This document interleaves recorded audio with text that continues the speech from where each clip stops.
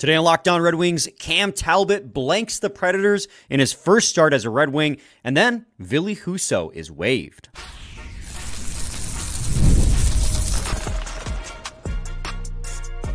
You're Locked On Red Wings, your daily podcast on the Detroit Red Wings. Part of the Locked On Podcast Network, your team every day.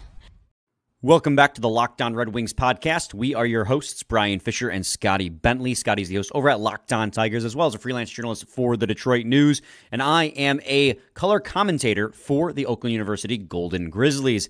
And we got a lot to cover with you guys. It was already going to be a pretty packed episode with the recap of the Nashville Predators game and the preview of the New York Rangers game. But on top of that, we had some pretty major news with Christian Fischer becoming day-to-day. The Detroit Red Wings decided to waive Ville Husso, and we'll talk about why they waived Ville Husso in segment 2 or 3, because the reason may not be for why you think. But before we get to that, I got to let you guys know that today's episode is brought to you by FanDuel. Place your first $5 bet and you'll get started with $200 in bonus bets guaranteed. Visit FanDuel.com to get started. Scotty, how was your weekend, brother? I know, big win for the Lions. Big win for the Lions. That's pretty much where the big win for the Lions, big win for the Wings. And that's pretty much where the good stopped. I don't think there were any other games this weekend. So no.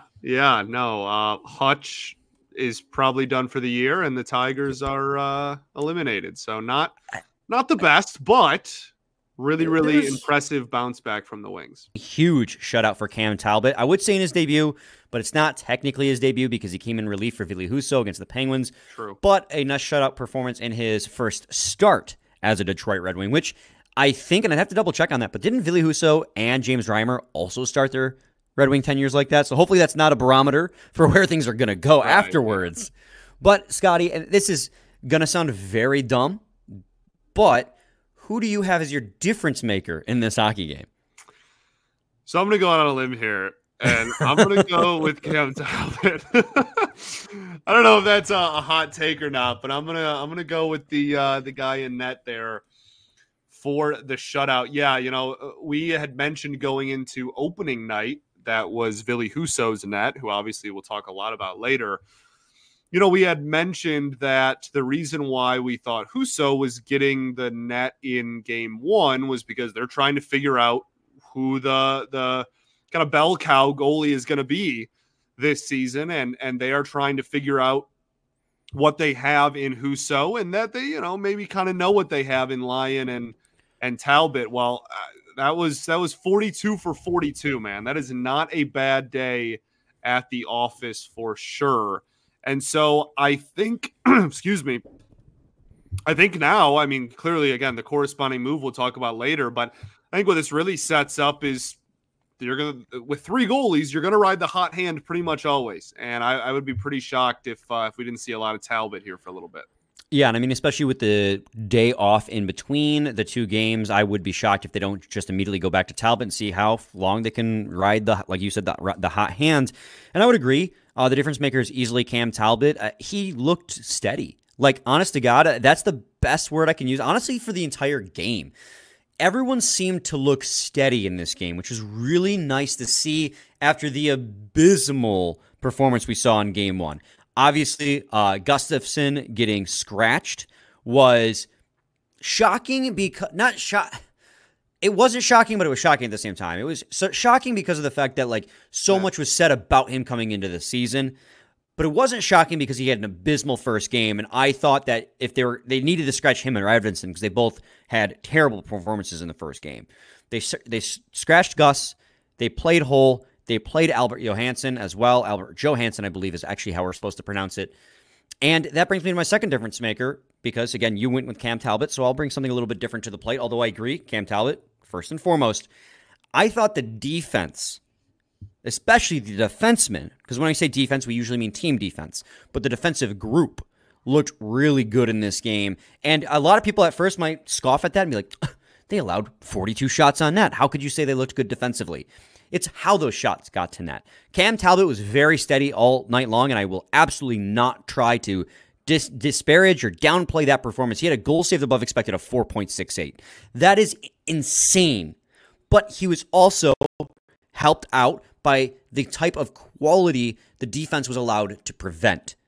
The defense in this game did a nice job of keeping the shots at a distance, which is something that happened a lot last season. And when this team was having success, that's how they got it. This team still has a problem with possession, right? Like, they need to do better at possessing the puck, winning the puck battles in the corners, and transitioning out from the defensive zone to the offensive zone. That's going to continue to be a point of emphasis for us going forward. Can't say that word apparently.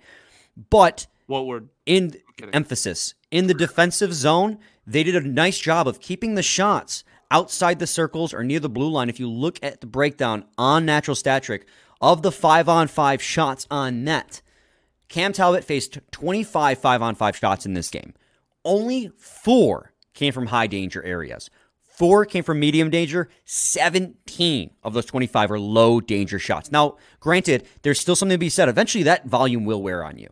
And that's what I was afraid of with Cam Talbot. I thought eventually he might let a leaker through because he was being he was asked to make so many saves in this game. But the defense did a nice job of limiting where those shots came from. And that's why I say the defense is another difference maker in this game. Because here's the shocker, right? He had 25 5-on-5 shot attempts against. No, I'm sorry. Those are just shots against, not even shot attempts. 25 shot against in 5-on-5. Only 4 were high danger. UC Saros, Scotty, faced 6 high danger shots against in this hockey game. Of the 16 he faced at 5-on-5. The Predators allowed more high danger shots against than the Red Wings did, despite having such a higher volume of overall shots.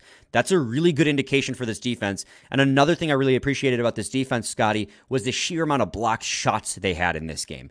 They had 31 blocked shot attempts. So while 42 got to the net, there was another 31 that did not, which there is something to be said about that sheer number, that volume. It goes back to the possession metrics, right?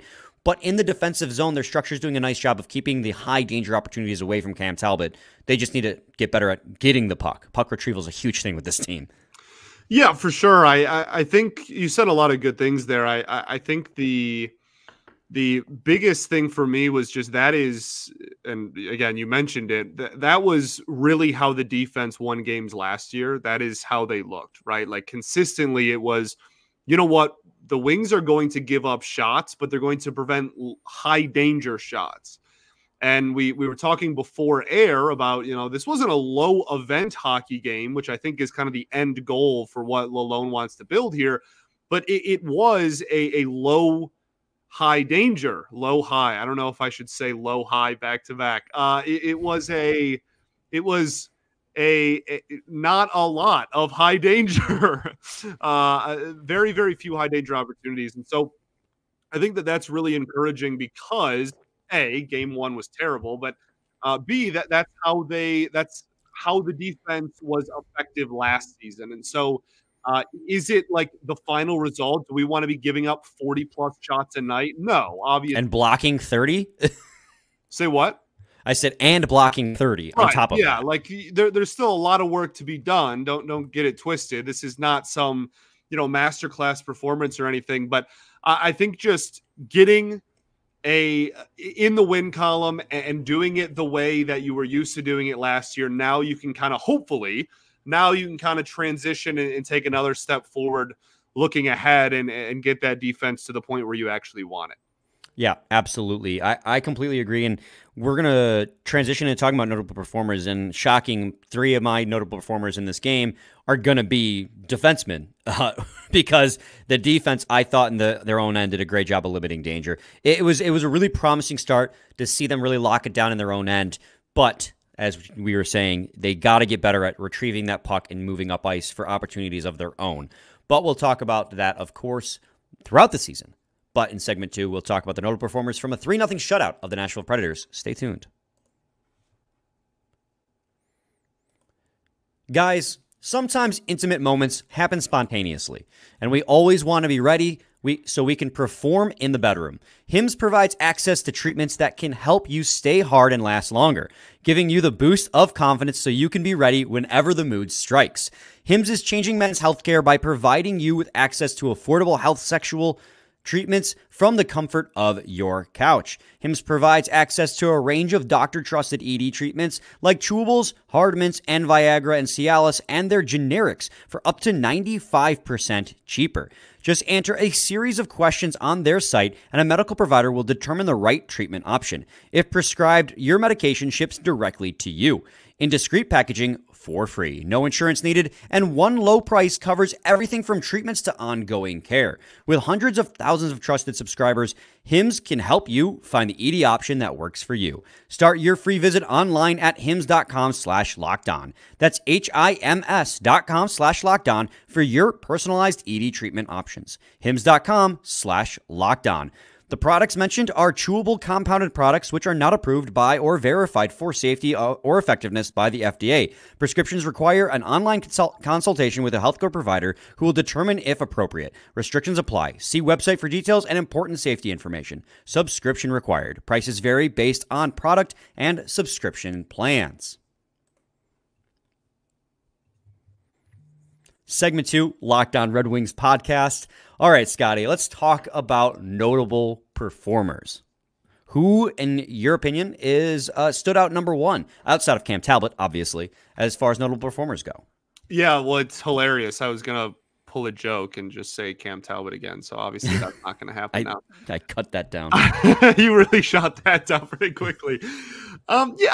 There's honestly, I was pretty impressed with, obviously a 3-0 victory. It's easy to say that, I guess, in hindsight, but I was pretty impressed with the entire top line. I thought Dylan Larkin, obviously, with a pretty solid game.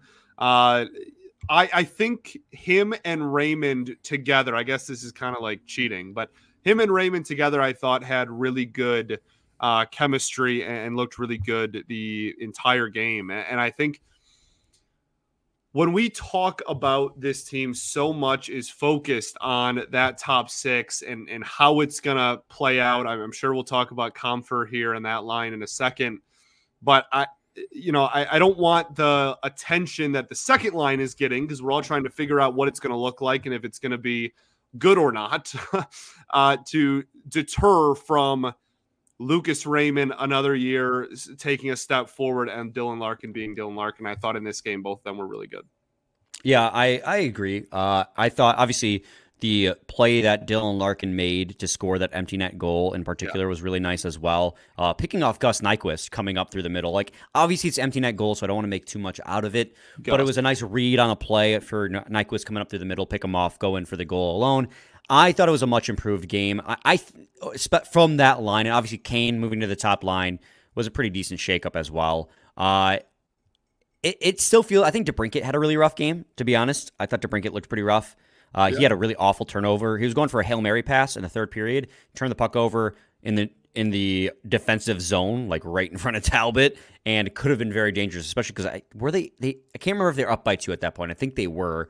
But the rest of the offense seems to have figured it out. I thought that the shutdown line looked really good in this game again as well. Obviously, losing Christian Fischer early didn't help, but they rotated whoever was on that wing. I saw Veleno with Copp and Rasmussen. I saw Mott with Rasmussen and Copp. Like, it just was a rotation. I thought that shutdown line in the first 2 games was one of the only strong output. What's the word I'm looking for? Strengths. They're one of the only strengths in these 2 games in terms of just offensive consistency. They were, again, just one of the forward groups. But yeah, right. But they're consistently. Andrew Copp scored a goal in this game too. Yeah. Right place, right time. He was out there with Lucas Raymond, but it was Edvinsson to Raymond. Raymond found Copp back door, and he didn't get a stick on it. It went off his body, but it went in the net. Counts all the same. Dang right. Yeah, and we talk about it so much, but like Andrew Copp being productive would be so significant for the depth of this team, right? Like if you got a legitimate 3C out of Andrew Copp and got a little bit more offensive uptick in production from him, the outlook, I think, of this team changes pretty dramatically. Now, again, obviously, you said this one was not the most skillful goal we've ever seen, more of a right place, right time thing. But yeah, to your point, the first 2 games, they have been at least applying pressure and pushing and tilting the ice a little bit offensively, which is, again, wild considering what the expectation for them is versus the other lines going into the season. Yeah, and then on the D side of things, Scotty, like Albert Johansson made his debut. Yeah. And I think Andrew Copp said it, speaking of Copp, in the locker room after the game. It's like, you didn't really notice him out there, and for the type of player he is, like, that's what you want. And Max Bultman wrote about it, and I tend to agree. He looked very, I'm going to keep using this word because this is the word to describe this game, steady. Steady in the back end, not creating a lot of high danger opportunities against, not allowing a lot of high danger opportunities against, creating decent offense, not to say like he was like out there like dangling guys and making killer passes, but when he was in the offensive zone, making smart plays. And I think that's another way to describe him, smart, simple plays from Albert Johansson all the time. He didn't stand out because he was making this smart, simple play every single time he got the puck. And that was what I like to see. In fact, if you look at the Detroit Red Wings, he led the team in expected goals for percentage in this game behind Jonathan Berggren. Now, Jonathan Berggren led the team in expected goals for percentage with 67%, but he only played 7.5 minutes at 5-on-5. Albert Johansson comes in at second with 11 minutes and 12 seconds played, and he led the team with 66%, 66.19. Now, granted, you got to take into account in those situations who they're playing against. Albert Johansson on the third pair with Mata was going to get sheltered minutes, which he did, but he did a good job in that role, especially for an NHL debut. But they did a good job in those 11 minutes, and that's what I wanted out of Albert Johansson. That's what he needs to do to secure a spot in the lineup, is be on the bottom pair, play smart, play simple, keep the score even until your top pair or second pair are ready to get back out there.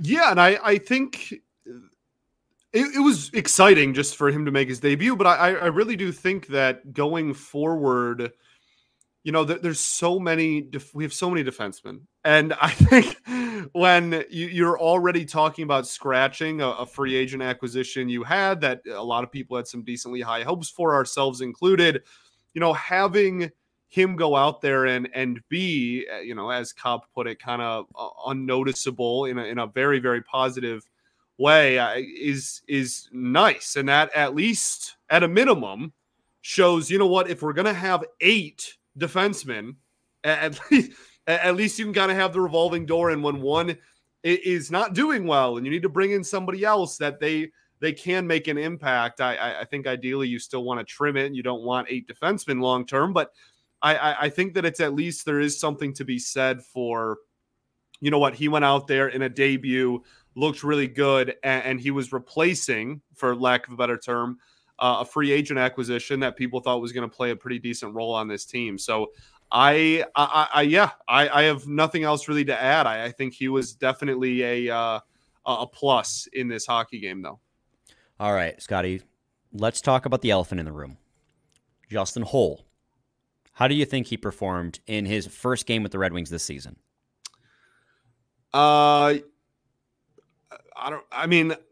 He was sacrificing the body. I'll say that. He was had quite a few blocked shots. He was not afraid to do that. I appreciate that. I didn't think he was a complete traffic cone out there, but like, I don't know. I didn't watch him in the whatever he ended with, 15, 18. Those are very different numbers. 17, 18 minutes of ice time. I don't think I watched him and was completely like, wow, my opinion of Justin Holl has completely changed. Yeah, I thought he looked fine. He had, I think, 2 off the top of my head I can remember, turnovers that I thought were not great. But overall, like, he came in, played second pair defense with Edvinsson, and he looked overall pretty solid. Yeah. I think, you know, it's going to be tough going into New York. They could run 11-7 because of the Christian Fischer injury. And we'll talk about like who they'll call up and whether or not they'll play right in segment 3 going into the Rangers game. But they could run 11-7 because I thought Albert Johansson played good enough to earn himself a second game. I thought Holl played good enough to earn himself a second game.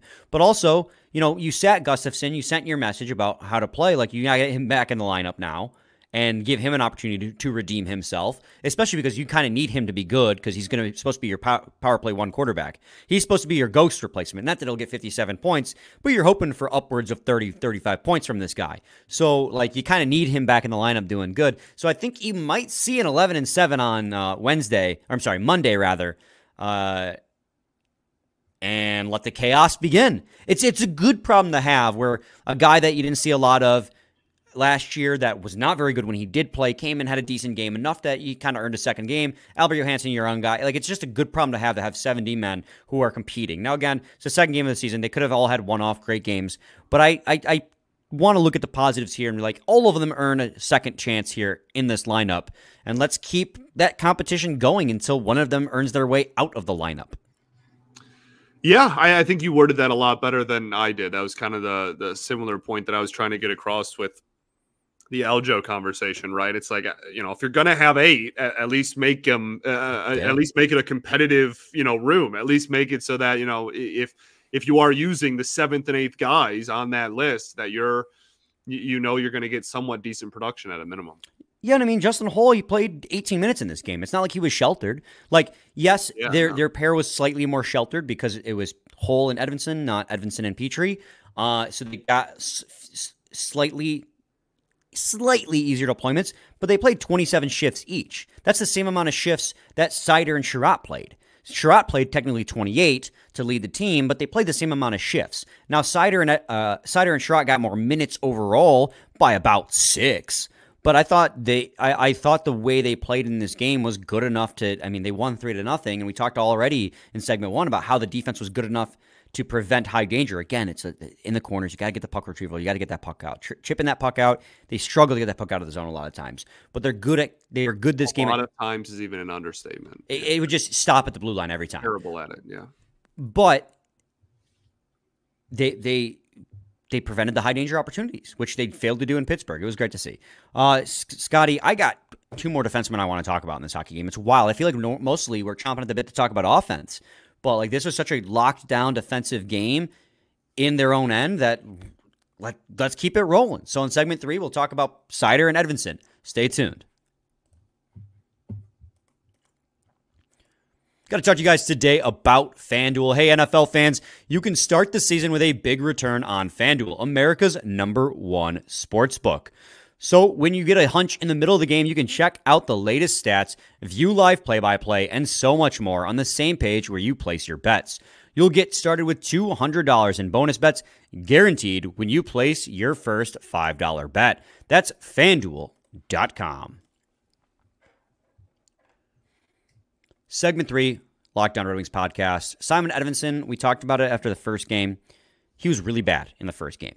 Like, it was noticeable that he was trying to do too much, I felt, with the puck. Maybe got a little comfortable because the Wings came out so hot in that game, but it looked like he was trying to do too much with the puck and had to simplify his game. Maybe a little bit of just like first game jitters, you're a full-time NHLer, but in this game, it felt like he simplified his game and was a lot steadier. He still had one play in this game against Nashville where he just kind of stick-handled it. It was in the defensive zone on the blue line. He's like skating backwards towards the blue line, stick-handled his way through 2 Predators and made a nice pass. And then on top of that, he did have the secondary assist on Copp's goal. On top of that, again, he was just a lot better in his own end, winning a lot more net front battles. I thought Simon Edvinsson had a really nice bounce-back game. Yeah, I think this is the kind of game you look at and you when you want to point to a specific performance or a specific game and go, why are people high on him? Why are you optimistic about the future? I think that this game is one you're going to want to point to, because for a similar conversation as Ajo, maybe not as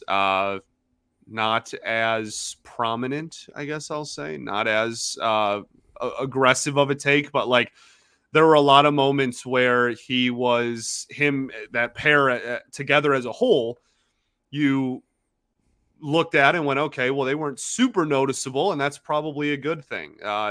Everybody on the blue line did a really good job of pushing everything to the outside and keeping everything at or as close to the blue line as they could, and Edvinsson was no exception for sure. Now, let's talk about Moritz Seider. 25 minutes, 47 seconds.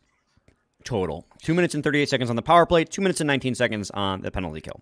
You're using this guy like a #1 D-man. I love to see it. He had 7 blocked shots, a couple of them in dramatic fashion where he dove across to block a shot, and it would like go up into the LCA erupted when he made those blocks. It was crazy. And on top of that, he had 8 hits.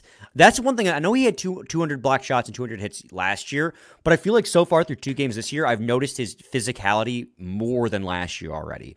I don't know if this is the same rate at which he was hitting last year per game, but it feels like these first 2 games, he has been hitting guys like crazy. The Red Wings had 31 total block shots, which I already said. They out-hit the Predators as well with 22. It's crazy that 7 of 31 were Seider, and then 8 of 22 hits were Seider as well. He is a force to be reckoned with in the defensive zone. He's always involved. The only thing, I just wish that it would help him with in transition so he wouldn't have to chip it out all the time, but he was absolutely incredible in this hockey game as well. Yeah, man. And this is, I guess, in a similar vein. This is also a conversation and a performance you can look at when people go, why did the Wings pay more at Seider and all the people that were, hating on it or whatnot? This is the kind of performance you point to and you go, that's pretty clearly why. Yeah, let's not also, the guy he played with, right? Ben Sherratt. Ben Sherratt looked fine in this game, too. Ben Sherratt giveth and taketh away. It was a lot of giveth in this game. It was a solid game by Ben Sherratt as well. Obviously, the problem is because Moritz Seider's on the ice, I'm always going to be watching Moritz Seider. So I feel like I overlooked the defensive partner. I feel like this went back to last year as well, where we were like, Moritz Seider this and that, and we completely would ignore whatever Jake Wallman was doing until he had a big moment, like an overtime goal or whatever. But yeah, Ben Sherratt was solid in this game, too. You look at the statistics, it's not going to say that they did, 19% expected goals for percentage share, 20% for Ben Sherratt. I'm sorry, reverse that. 19.5 for Ben Sherratt and 20.5 for Moritz Seider. And you're like, oh, geez, that's a really bad expected goals for share. But again, you go back to the conversation of deployment, and Moritz Seider spent 9 minutes and 30 seconds of his 5-on-5 ice time. He played 18 minutes at 5-on-5. He played half of that against Philip Forsberg and Ryan O'Reilly, the best forwards on the Nashville Predators. And he's going to do that all the time. So half of his ice time came against their best players. And in a game where the Red Wings were getting peppered. Again, they kept those shot opportunities to the outside, not a lot of high danger, but a lot of consistent pressure. So, of course, that would eventually, because it's cumulative in the end, eventually that counter would go up pretty steeply. But despite that, he still ended up being a +2. And I know we don't put a lot of emphasis on plus-minus because it's a crappy stat. But he was still out there for both of Compher and Copp's goals, even if it was just by coincidence. Yeah, absolutely, man. All right, so Ville Husso got waived because Christian Fischer got hurt. We can roll this right into a little quick preview of the New York Rangers. There's not much to say about the Rangers. They're one of the best teams in hockey. They won the President's Trophy last year, didn't they? Yep. So first road game of the year. Yeah, first road game in the year. They won their division for sure. Yeah. Playing in the Garden, baby. Playing in the Garden. They're a team that played you hard last year. I remember the first time they played them last year, they kind of blew the Red Wings out of the water, at least on the score sheet. I know analytically it was a much closer game, but a lot of soft goals in that game. That was, I think, the game that got Gostisbehere scratched last year was that first game against the Rangers, if I recall correctly. But you know what you got to do against them. They're a really, really good team. You're going to have to, do everything right. You can't be soft against them. But Fischer's out. He's day-to-day. Jeff Petrie is still unavailable, but they're not hurt enough to be on the IR. So they'll stay on the active roster, but that leaves you with 20 players who can play in that game. The Red Wings need to call somebody up, but they can't do that because those players aren't on the IR. So that doesn't come off the cap, so they have no cap space to call somebody up. That is why Ville Husso got waived. Not because of his performance on Thursday, which I'm sure, probably didn't hurt his case to get waived. I don't think anyone's going to pick him up at almost $5 million with those kind of performances. I don't think that's not a worry. But they waived Ville Husso because when he clears, it'll give them $1.15 million in cap space, similar to the Justin Holl situation. That will give them the cap space needed to then call up Austin Watson. And it will be Austin Watson because Derek Lalonde indicated it would be a veteran because these are short-term injuries to Fischer and Petrie. They're day-to-day. If it was long-term, it might not have been. But it will probably, more than likely be, in all our estimations, be Austin Watson. So obviously, Ville Husso got waived. Everyone's like, oh my God, are they finally throwing in the towel on Husso? Has more to do with the fact that they need cap space than his performance. But again, I'm sure that didn't hurt the case to waive him. Yeah, I think this is probably a slightly different conversation if he goes out there and has a, 42 save shutout, just to randomly make up a stat line. But I think that this was immediately, every time anyone's put on waivers, everybody goes, oh my goodness. Like, I think people treat it as the same thing as a cut, and it's, not, obviously. And so I think it's probably going to be Watson. We talked a lot about Watson in the preseason. He's going to bring physicality, going to bring some edge, and he, most importantly, is going to prevent the Wings from having to go 11-7, which, if they did not call him up, is what the boat that they would be in, because they don't have a 13th forward, because they are doing 12-8 and 3. Yeah, I even think that it's similar to the Justin Holl situation, right? And Justin Holl did play, but the big freak out over Justin Holl getting called up is, oh, this is going to prevent Albert Johansson from playing. It's like, not necessarily. With how bad the defense played, they could both play, and both did, because they scratched Gus. So I think it's very possible that they call Austin Watson up just as an option. Like, that's what it is. It's giving themselves an extra option, and he might not even play. That being said, I don't think it's a bad idea to play Austin Watson. And again, then you would have to make the decision of which defenseman you're going to sit for that night, and it would be tough because of the reasons I stated earlier. But you're going into the Garden playing the Rangers, who have Rempe on their team, who is already, despite it only being his second season, is a known enforcer. Having someone to have your back like Austin Watson, this is one of those games where that would actually be super handy. So I think it might not be a bad idea to stick him on the fourth line. Maybe who'd you promote to the third line? Like Berggren? You wanted that to for one game, have it not be a shutdown line, instead just have it like a normal line? Like I don't know how you would do that. But you probably put Mott on the shutdown line, actually. Just throw Mott up there, man. Yeah, it's staring me in the face. The choice was pretty easy, actually. But I think there's a case for Watson to play in that game. I do too. I would play him. Yeah, I would. It is very hard for me to ever prefer 11-7 over 12-6. So I agree. Yeah, I think that does it. Did we miss anything? Oh, yeah, and Lucas Raymond intentionally getting penalty kill time. He had 40 seconds in the first game, and I thought, okay, maybe that was just like a freak, like he just had to go out there, maybe somebody who was a normal penalty killer was in the box. But in this game, he had 49 seconds of special teams on the penalty kill, which is a huge thing for him. Like, that's something that we've talked about. Like, that was the one area of improvement he really needed, was defensively, and now they trust him enough defensively, at least for one shift a game, to throw him out there on the penalty kill.